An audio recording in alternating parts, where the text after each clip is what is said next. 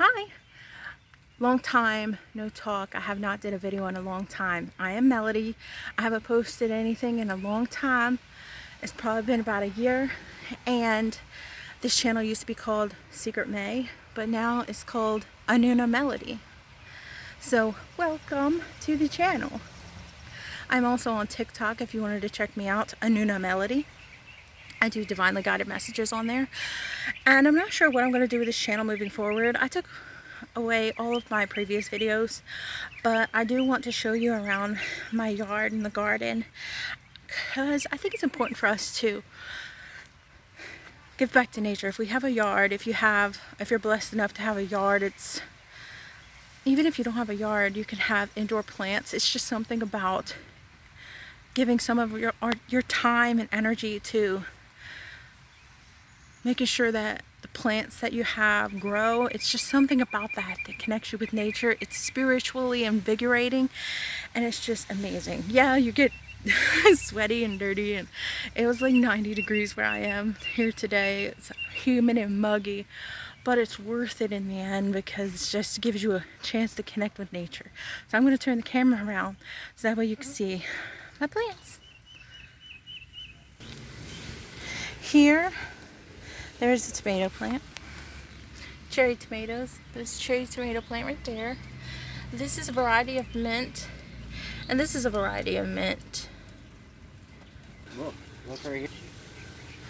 I don't remember the type of mints, but you know. This is purple sage. And this is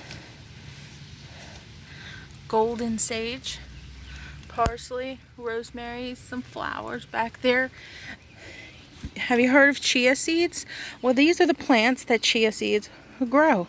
They usually grow 2 to 3 feet, but this is probably almost 4 feet.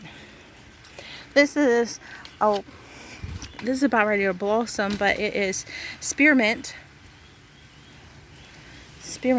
and this is invasive, meaning it will spread. Okay. So if you want a whole bunch of if you want a whole bunch of mint to use in tea, or if you're into spells and magical workings, or you just see, sacredness of plants, this is a very sacred plant. A lot of people use this for a lot of different invigorating energy type purposes. So different varieties of mint. It's really wonderful to have for uplifting your energies. And I can't remember what this one's called, but this is bleeding hearts. The flower, it's not flowering right now. This is lemon basil. These are lemon basil. They grew up together. The bleeding hearts and this is the lemon basil. So you can see the leaf shape, and this is the bleeding heart. So then got a huge white sage plant right here. Look at how big the leaves are. And Buddha.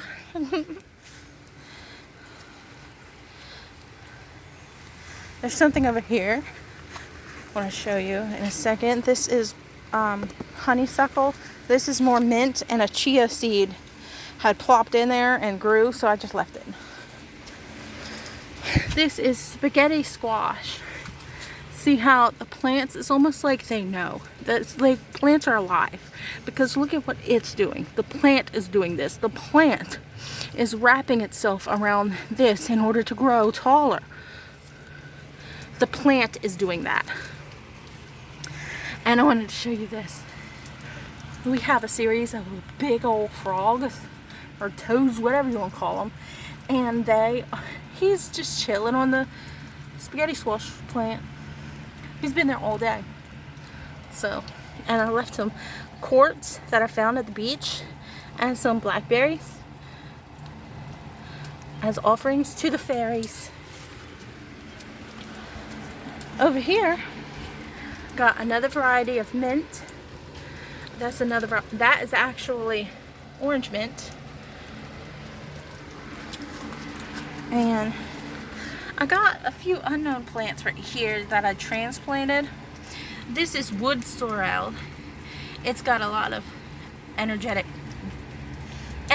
and you can eat it. I can't remember off the top of my head what it's good for, but you can look it up. It's called wood sorrel, and that's actually this. It grows wild in yards. Okay, let me show you the difference. This is clover. White flowers grow up around it, like this one. Okay, but this is the wood sorrel. You see the differences in the leaves?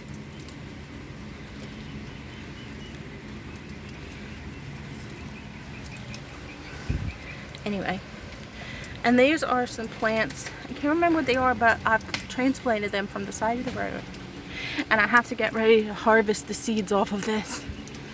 It's a cornflower, yellow cornflower. And over here is another variety of mint. What do you know? More mint.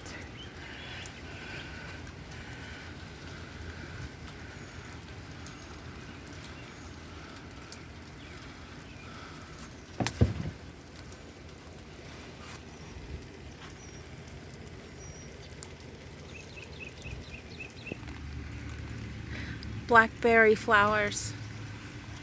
Let me show you the berries. They're hard at this state, and you really cannot eat them. This is when they first start. But then when they're ready, like this one's almost ready to be ate. These are. You could probably eat this one right now, actually. So, let's do it.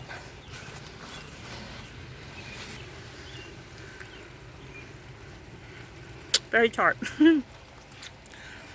But blackberries are already kind of tart anyway, but it doesn't take much to